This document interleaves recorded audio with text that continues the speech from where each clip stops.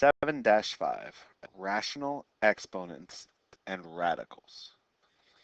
So our objective in this section is to rewrite expressions involving radicals and rational exponents. And you should know that you can use rational exponents to represent radicals.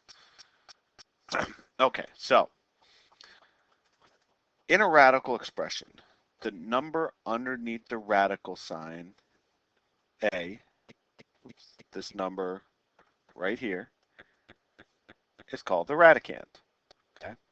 The number n in the crook of the radical sign is called the index. The index gives us the degree of a root. For a cube root, the degree is 3. If there's no index, the degree is 2, which means a square root. So a third root would look like that. Square root we just write with a normal radical sign, something that you've seen already. Why don't we put a 2? Because why don't we put a 1? Why don't we put a 1 in the front there, right? If it's something that can be omitted and understood, it saves time to not have to do it. Okay? So with square roots, we don't ever put the 2 because that would be extra work. But any other root, we do have to put an index, a number right there in the little crook of the square root, right? You want to sort of get it right like that, and that doesn't even look that great. To tell the reader what the degree of the root is. Okay, so recall what you know about square roots. Since 5 squared is equal to 25, we know the square root of 25 is equal to 5. That's the definition of square roots. We also know from our previous section that 25 to the 1/2 power is also equal to 5. And so with the transitive property of equality, since 25 is equal to, square root of 25 is equal to 5, and 5 is equal to 25 to the 1/2 power, we can say that the square root of 25 is the same thing as 5 to the 1/2 power. Similarly, the third root of 8 is equal to 8 to the 1/3 power. So we can simplify radical expressions by finding like factors, just as when you were simplifying powers with rational exponents. Okay, so fractional exponents, the denominator there is going to act like a root. So what is the simplified form of each expression? So let's start with finding basic roots. So the square root of 25 is equal to 5 because 5 times itself twice is equal to 25. So the question here with cube roots is what number can I multiply times itself 3 times to give me 125? And 5 times 5 times 5 is 125. And you see that the 5 happens 3 times. So to take the third root of 125 would be equal to 5. Okay. A lot of 5s. The fourth root of 16. The fourth root of 16 is going to be some number that when you multiply it by itself, when you multiply the same number over and over again 4 times, it's going to give you 16. Well, 2 times 2 is 8 times, or is 4 times 2 more is 8 times 2 more is 16. So the fourth root of 16 is 2. Let's think about this another way. We could also change 125 to 125 to the 1/3 and 16 to the 1/4 power. Okay, and both of those would give me the same answer. Okay, and really what we're trying to do is the same thing. We're saying what number times itself 3 times would give you 125. Let's try some guided problems. Third root of 27 is going to be 3, because 3 times 3 times 3 is 27. 2 times 2 times 2 times 2, 5 times, is going to be 32. 4 times 4 times 4, 3 times is 64. And 6 times 6, square root, I wouldn't never do that, okay? If it's a square root, you would just leave it blank, right? And based on the definition of square root, right, 6 times 6 is 36. That's how all these others are actually working. You can also write expressions that have rational exponents like 2 over 3 in radical form, okay? The 3 is going to represent the root. The 2 is going to represent the exponent. So you can kind of see how this works with the 2 in red, the 3 in blue, based on the fact that power to a power, I would multiply the exponents together. We can separate this into 8 squared times the 1/3 power. So that's 8 squared, third root. Or I can do it the other way, third root of 8 also squared. Either way, they're both the same thing. They're both equal to each other. Now, personally, I like this one better. Okay? Because if you are going to try to work out a rational exponent expression, it is easier to make the expression smaller first by taking the root first. Then raise it to the exponent after you're done, in this case squared. It's easier to say that the third root of 8 is 2, squared is 4, as opposed to 64 cube root. In this case, they're both not too bad, but I would say that it's usually easier to find the root first. Okay? So the equivalence of radicals and rational exponents, this concept shows you how the two things go together. So a to the 1 over n power is equal to the nth root of a. Denominators of rational exponents are roots. Same thing with this one, a to the m over n power is equal to the nth root of a to the m power, or the nth root of a, all to the mth power.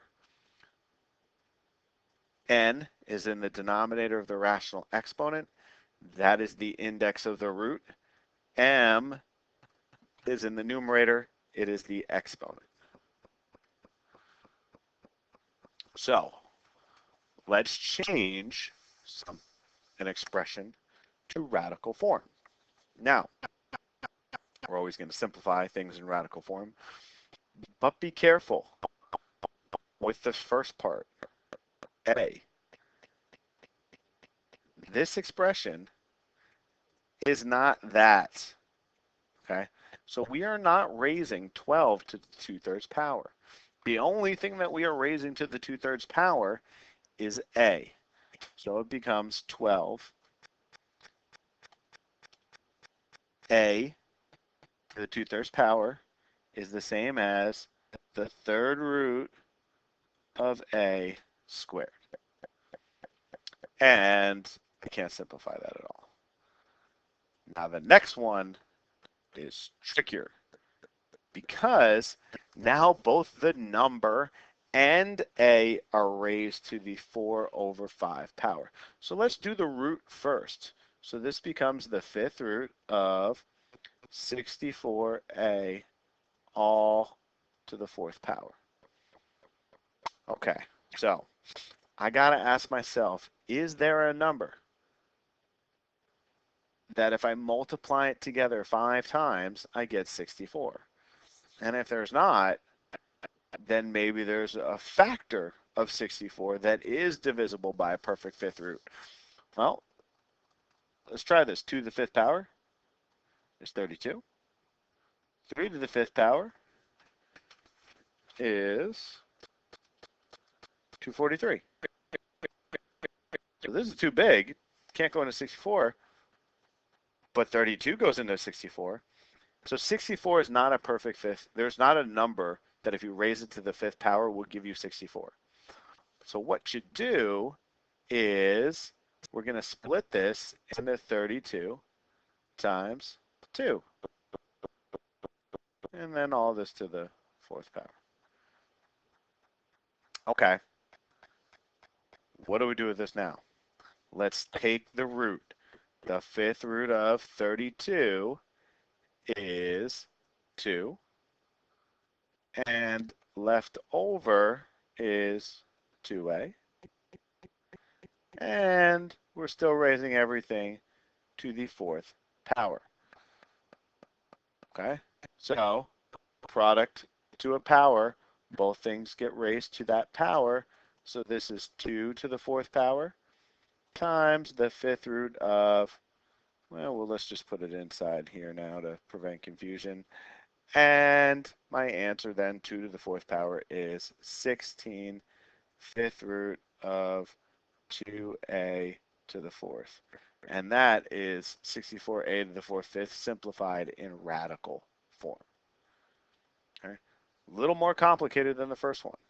All right. Root, exponent. If you can remember that, you're in pretty good shape. Let's turn these three to radical forms. Denominator is the root. The numerator is the exponent. So this is the sixth root of a to the fifth power. Or the sixth root of a all to the fifth power. It means the same thing. Doesn't matter. Okay? In this expression, only the x is raised to the one-third power. So it's 5 cube root x. The denominator gives me my root, the index of the root. Here is another more complicated one. So we have to take the third root. So let's just write this out. It's the third root of 54y all squared. Okay. The third root of 54. Well, 2 to the third is 8. 3 to the third is 27. 4 to the third is 64. 64 is too big. 27 goes into 54 2 times. So let's split this into 27 times 2y all squared. And let me get rid of this. Okay. And the reason I did this was because 27 is a perfect cube. The cube root of 27 is 3. So this comes out of the cube root times whatever is left behind. And we still have to square both of them. So this gives me 9 third root of 2y. Still square that underneath. Or outside. Doesn't matter.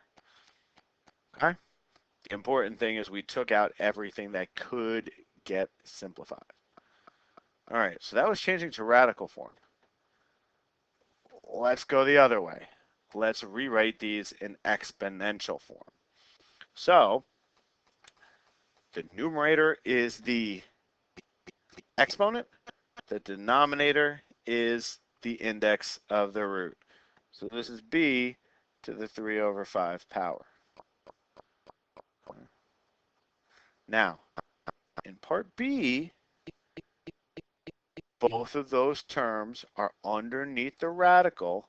So we're going to use parentheses, 27 d to the fifth, not both of them to the fifth, only one of them, only the d is raised to the fifth power, not the 27. But they're both under the radical, so they're both raised to the 1/3 power. Product to a power, both of these get raised to the 1/3 power. Multiply the exponents together, gives me a 5 over 3. And 27 to the 1/3 power is what times itself 3 times? It gives me 27, which is 3. And let's not put the multiplication sign. 3d to the 5 over 3 power. All right, let's look at the guided problems. Couple here. S to the 2/3. Exponent, root. Numerator, denominator. So the 12 is out there by itself, but x is raised to the 4 over 3 power. Not the 12. I don't put parentheses, I don't do anything crazy. But in this one, we get 4y to the 5 over 2 power. Product to a power says I can take both of these separately. Y to the 5 over 2. Okay, now here's what I said. Do the root first. Root first. So 4 square root. Okay, the root is 2. And then 2 to the 5th power is 32. So this is 32y to the 5 over 2 power. That's easier than going 4 to the 5th power is 1024, and then trying to take the square root of 1024, right? It makes more sense to take the root before you do the exponent. Okay, now look, 256 is not raised to the 8th power. So this is 256 a to the 8th, but both of them are underneath the root. Now, is there 4 numbers that when you multiply them together, you get 256? Well, 4 to the 4th power is 256. 4 times 4 is 16, times 4 is 64, times 4 more is 256. So we split this into 256 to the 1/4 power, a to the 8 over 4 power. 256 simplifies to, or 256 to the 1/4 power simplifies to 4. And because the rational exponent is a fraction, I can reduce it just like a fraction and change it to a 2, 2 squared. Okay? All right, the word problem. You can estimate the metabolic rate of living organisms based on body mass using Keebler's law. The formula R is equal to 73.3 fourth root of m to the 3rd power relates the metabolic rate R measured in calories per day to the body mass m measured in kilograms. So what is the metabolic rate of a dog with a body mass of 18 kilograms? So the metabolic rate is equal to 73.3 fourth root of 18 to the 3rd power. Nothing really complicated about this. Because we're going to use a calculator for this, and because 18 is not a perfect 4th root, it doesn't really matter which way you go about this. Now, some calculators have a button where you can take any root you want. Kind of looks like maybe a box like that and a box in there. But that's kind of rare. Most calculators, however, do have a button for raising something to any exponent. So if you don't have something that looks like that, you probably do have something to raise something to some power. So what we can do is we can change this 73.3 times 18 to the 3 over 4 power. X numerator, denominator, exponent, root.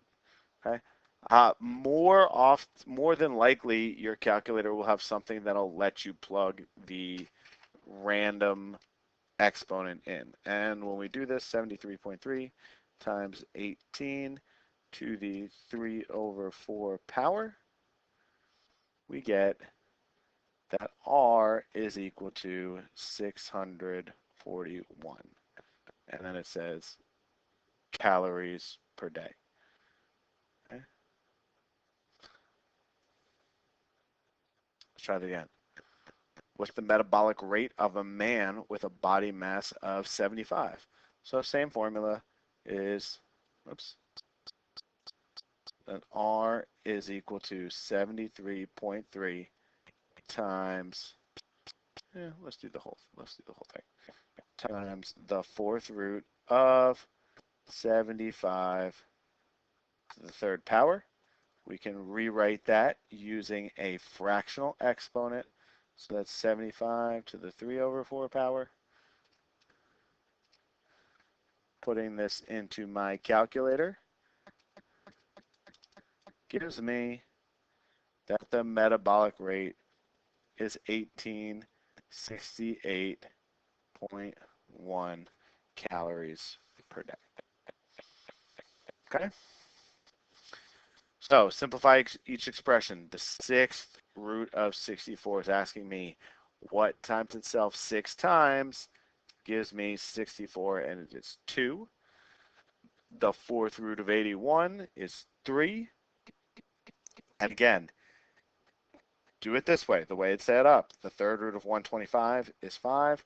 5 to the fourth power is 625. Much easier than trying to raise 125 to the fourth power and getting 244 million and change, and then saying, okay, wow, what is the third root of 244 million? Okay, so much easier to do the root first.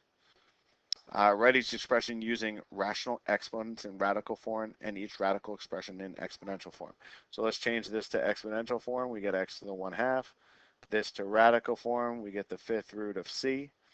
This to exponential form, first, let's do 8 and then d, because 8 to the 2/3, cube root of 8 is 2, squared is 4.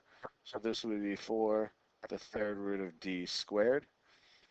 And then for number 7, this would be 16 to the 1/4 power and y to the 3/4 powers, right? This has an exponent of 1, and 16 to the 1/4 power is 2. Because 2 times 2 times 2 times 2 is 16. 8 was the error in the problem at the right, is that 27 to the 2/3 power. Gotta have parentheses like that, right? We have to square the 22 as well. Write a rule for multiplying two radicals with the same radicand. Justify why your rule works. Okay, so if I have two radicals with the same radicand, okay, I can use the properties of exponents. If I'm multiplying two things like this, I use the properties of exponents if I change these to fractional exponents, and then I can just add them. Okay. Even works if the index was different, which is something that we couldn't do before. Okay, so now this would be 1/2 times 1/3, and I can add those to give me, what is that?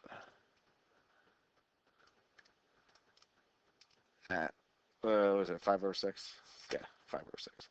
Okay, but something that we couldn't do previously without changing them to some sort of fractional exponent. Does 4 to the 3rd power minus 4, the square root of 4 equal 4?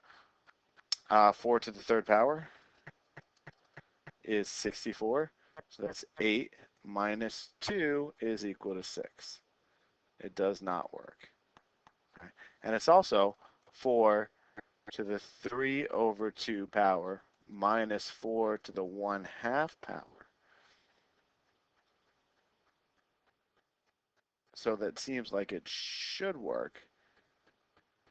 Whoops. Yeah. 4 to the 3rd power. Yeah, 8 minus 2 is 64. It does not work. And that was 7-5, rational exponents and radicals.